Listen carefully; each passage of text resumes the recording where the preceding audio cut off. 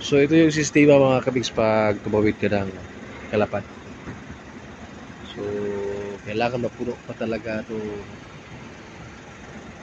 barko. Pero malaki pa yung laman doon. Kulang pa. Kulang.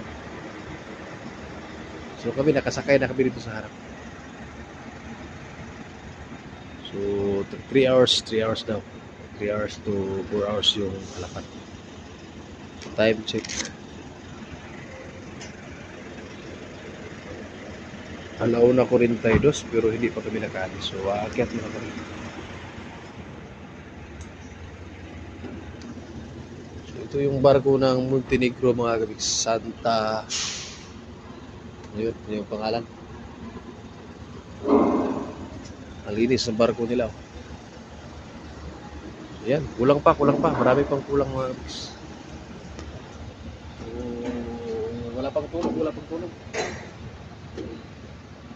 Ito yung Batangas Port.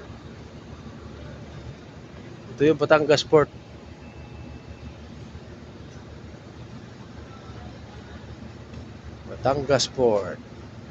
So,